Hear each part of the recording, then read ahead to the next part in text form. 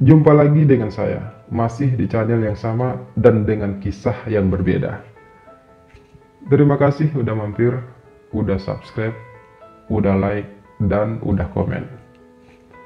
Buat seluruh subscriber setia saya, terima kasih atas segala masukannya, terima kasih atas saran dan dukungannya selama ini. Terima kasih atas kesetiaannya.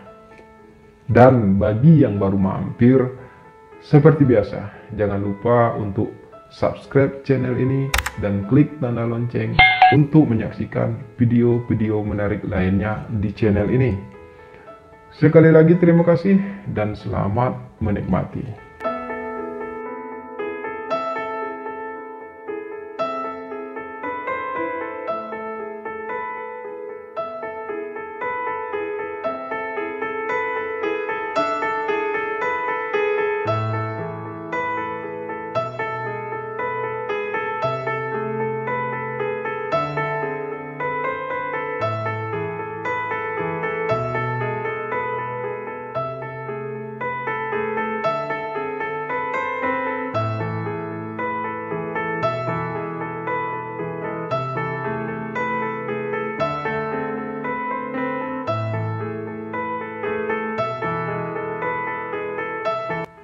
Ini adalah kisah nyata yang aku alami beberapa tahun yang lalu. Saat itu aku masih berusia 20 tahun. Kisah berawal dari pertemuan dan perkenalanku dengan seorang laki-laki bernama Andi. Bang Andi, begitu aku biasa menyapanya. Bang Andi tidak tampan, tapi memiliki tubuh yang kekar. Ia benar-benar laki-laki biasa dengan penampilan yang sederhana.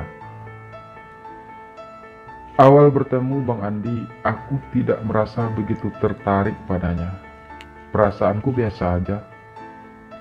Aku dan Bang Andi memang tinggal satu komplek, setidaknya sejak aku pindah ke kota ini. Dulu aku tinggal di kota yang berbeda. Namun karena papaku pindah tugas ke kota ini, aku mau tidak mau harus ikut pindah ke sini. Bang Andi adalah seorang alkoholik. Setidaknya begitulah yang aku ketahui tentangnya pada awal aku mengenalnya. Dia sering mabuk-mabukan dan membuat kegaduhan di komplek tempat kami tinggal. Namun begitu, ia juga punya sisi kebaikan dalam dirinya. Hal itu aku buktikan ketika suatu malam, aku diganggu oleh beberapa orang preman di ujung gang yang meminta uang padaku dengan paksa. Bang Andi tiba-tiba muncul dan segera membantuku menghadapi para preman tersebut. Namun karena para preman itu sudah tahu siapa Bang Andi, mereka pun tidak berani dan dengan tergesa segera meninggalkan kami. Bang Andi memang cukup disegani oleh para preman di gang tersebut. Tapi Bang Andi juga ditakuti oleh para warga karena sering membuat kegaduhan. Singkat cerita, sejak malam itu aku dan Bang Andi tiba-tiba saja menjadi dekat. Aku yang sangat berterima kasih kepada Bang Andi, jadi sering mentraktirnya makan. Meskipun terlihat sangar dan nakal, Bang Andi ternyata punya hati yang sangat lembut. Dia menjadi seorang alkoholik karena ia memiliki kehidupan yang cukup tragis. Saat ia masih berusia 5 tahun, ayahnya meninggal. Dan 5 tahun kemudian, ibunya pun meninggal. Sejak saat itu, Bang Andi hanya tinggal berdua bersama kakak perempuan satu-satunya yang bernama Dila. Mereka berdua harus berjuang keras untuk tetap bisa bertahan hidup. Sampai akhirnya, kakak perempuannya pun dinikahi oleh seorang juragan kaya bernama Tony. Tapi kakak Bang Andi hanyalah seorang istri kedua. Abang ipar Bang Andi, Tony, memang seorang juragan kaya, tapi ia bukanlah orang yang baik. Ia sering berbuat kasar kepada Kak Dila, istri keduanya itu. Bang Andi awalnya mencoba membiarkan sikap kasar sang abang ipar terhadap kakaknya. Namun lama-kelamaan ia merasa tidak tahan, sehingga ia pun memukuli abang iparnya itu hingga hampir sekarat, yang membuat Bang Andi harus tinggal di Bui selama 2 tahun. Setelah keluar dari penjara itulah sikap Bang Andi pun berubah. Apalagi sejak ia tahu kalau Tony, abang iparnya itu akhirnya meninggalkan kakaknya. Sebagai seorang janda muda yang cantik, Kak Dila memang sering digoda oleh para pria hidung belang. Namun Bang Andi selalu menjaga kakaknya itu dengan baik. Tapi ya itu tadi, Bang Andi jadi semakin tak terkontrol. Ia merasa hidupnya selalu gagal. Karena itu, ia melarikan semua kekecewaannya terhadap hidup dengan sering minum-minum. Kak Dila memang sudah bekerja di sebuah supermarket, sementara Bang Andi terus tenggelam dalam dunia kelamnya. Kak Dila sendiri sebenarnya sudah sering menasihati Bang Andi untuk bisa berubah menjadi lebih baik. Namun karena Bang Andi sudah kecanduan minuman, ia merasa sulit untuk lepas dari semua itu. Apalagi setiap kali ada orang yang coba mengganggu kakaknya, Bang Andi akan minum-minum, lalu kemudian ia akan mencari orang yang mengganggu kakaknya tersebut dan menghajarnya habis-habisan. Setidaknya begitulah yang Bang Andi ceritakan padaku saat kami akhirnya menjadi akrab.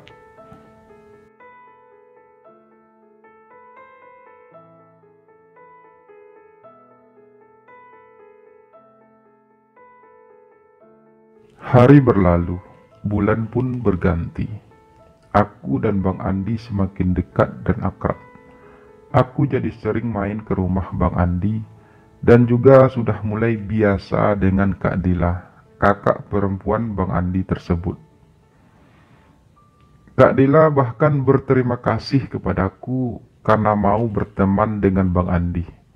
Karena menurutnya, sejak Bang Andi dekat denganku, Bang Andi sudah mulai ada perubahan menjadi lebih baik.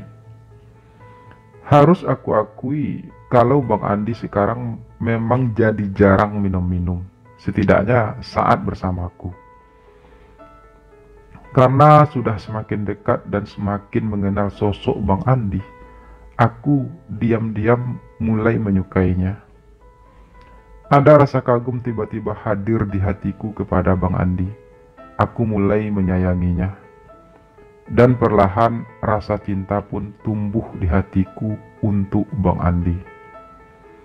Bang Andi dengan segala kesederhanaannya telah mampu membuatku semakin memujanya. Hampir setiap malam aku selalu berkhayal tentang Bang Andi. Meski tidak tampan, namun Bang Andi mempunyai tubuh yang kekar dan berotot.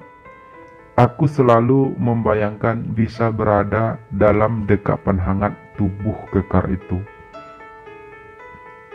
Selama denganku, Bang Andi memang tidak pernah pacaran. Bahkan ia tidak pernah bercerita tentang perempuan padaku. Mungkin Bang Andi masih merasa sungkan untuk bercerita padaku tentang hal tersebut. Atau memang sebenarnya Bang Andi tidak punya pacar? Entahlah, aku juga tidak peduli tentang semua itu. Yang aku tahu, aku mencintainya dan berharap suatu saat kelak kami bisa bersatu dalam sebuah ikatan cinta. Namun akhirnya harapanku itu kandas. Saat aku mengetahui kalau ternyata Bang Andi punya seorang kekasih. Pacarnya itu bernama Gina, seorang gadis cantik, anak seorang pengusaha kaya.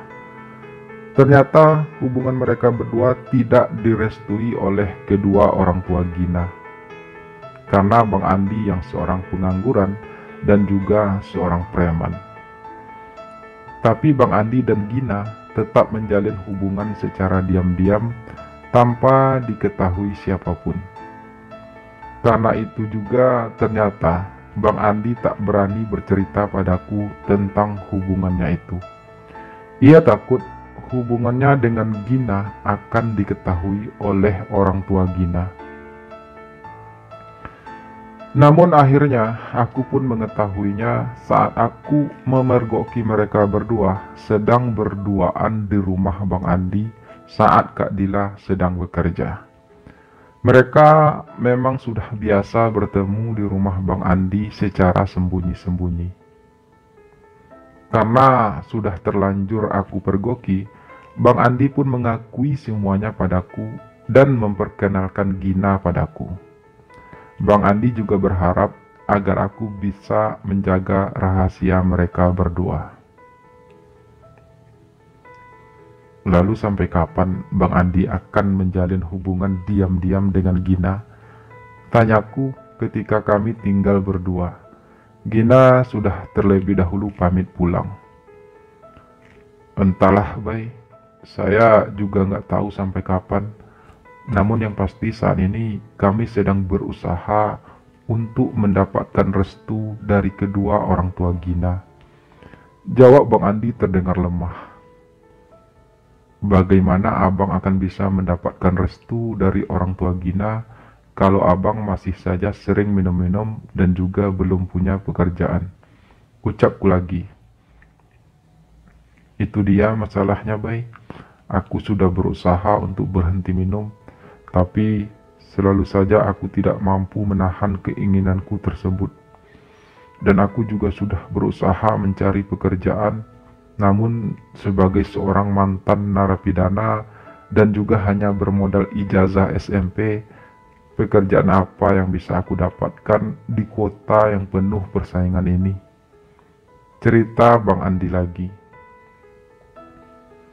Kalau abang memang serius dengan Gina dan juga untuk membuktikan kepada orang tua Gina, sepertinya abang memang harus berusaha lebih keras lagi.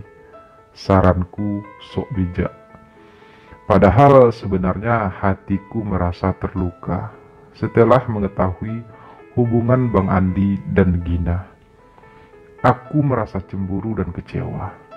Karena itu artinya kesempatanku untuk bisa mendapatkan Bang Andi jadi terasa tidak mungkin.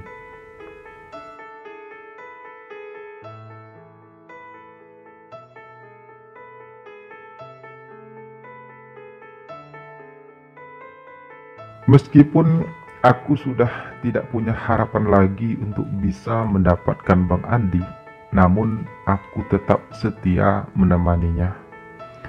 Bang Andi bahkan sekarang sering mengajakku menemaninya mencari pekerjaan. Jika aku bersama kamu, aku selalu bisa menahan keinginanku untuk tidak minum-minum lagi.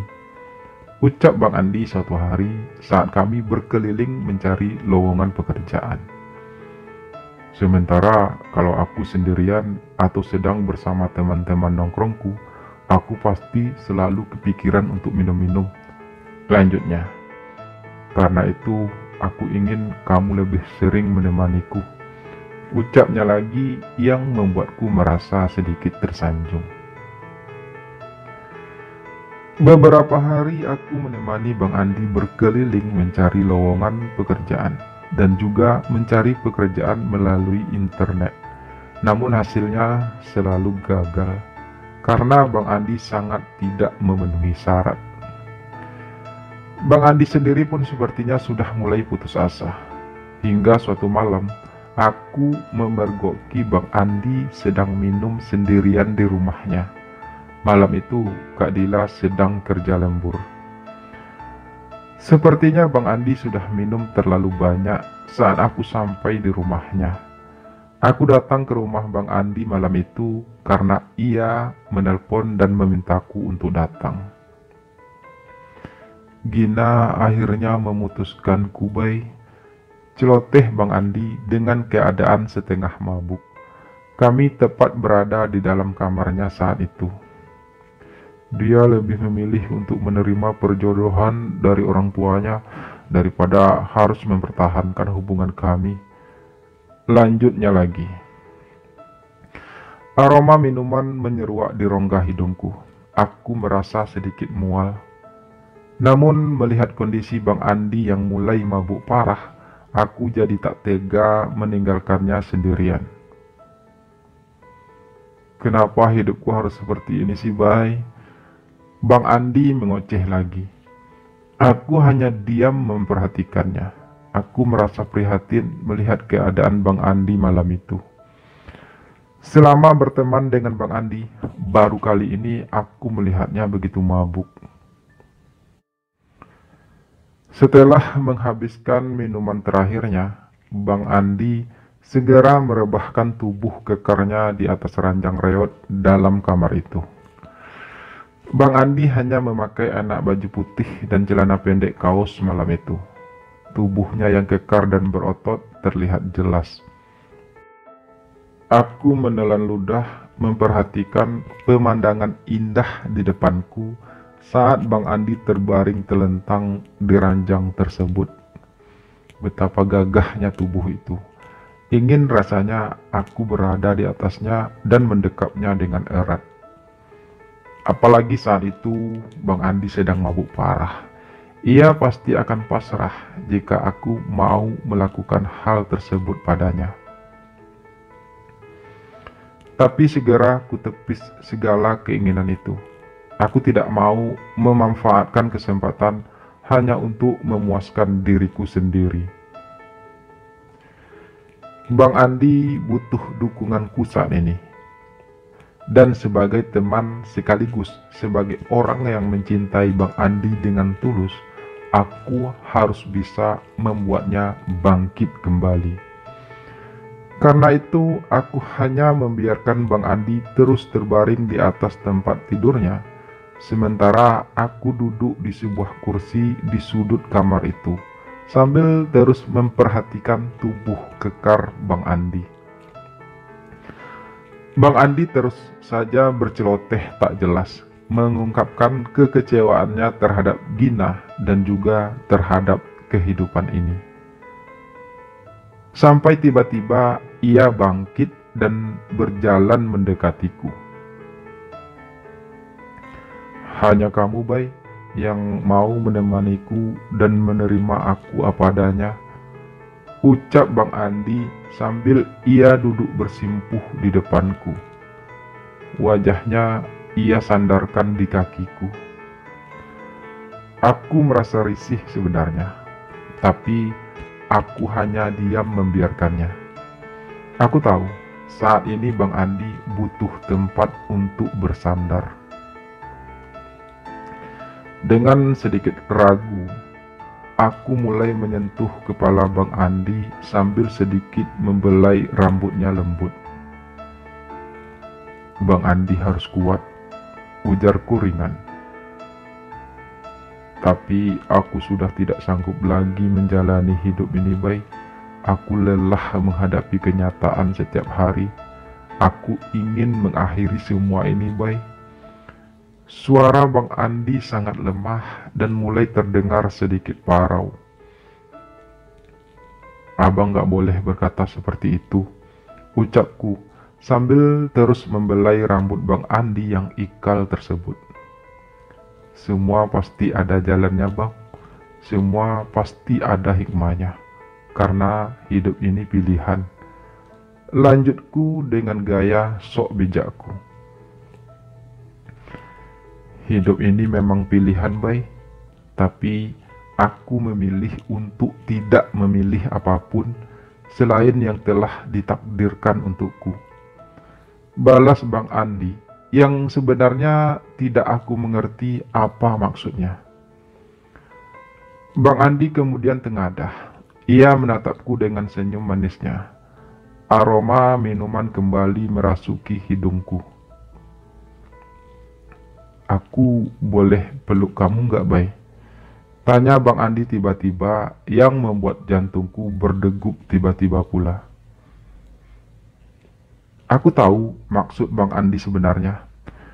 Ia ingin memelukku sekedar melepaskan kelelahan di dalam hatinya. Saat-saat seperti itu, kita memang butuh dekapan dari seseorang.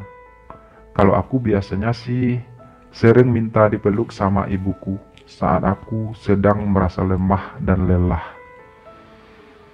Namun yang aku takutkan, jika aku dipeluk Bang Andi, aku takut tidak bisa menahan perasaanku nantinya. Aku takut aku akan terbawa suasana. Tapi aku juga tidak mungkin menolak permintaan Bang Andi tersebut. Karena itu aku pun mengangguk. Bang Andi segera berdiri dan menarik tanganku untuk ikut berdiri di depannya. Tubuh kekar itu akhirnya mendekatku dengan erat. Aku merasa hangat tiba-tiba. Aku merasa tenang dan nyaman. Aroma minuman yang sejak tadi mengganggu hidungku sudah tidak aku pedulikan lagi. Makasih ya, Bay. Kamu benar-benar teman yang baik, yang selalu ada kapanpun aku membutuhkanmu. Aku tidak tahu bagaimana caranya membalas itu semua. Bisik Bang Andi sambil terus memelukku. Refleks, aku pun menciumi bahu kokoh Bang Andi.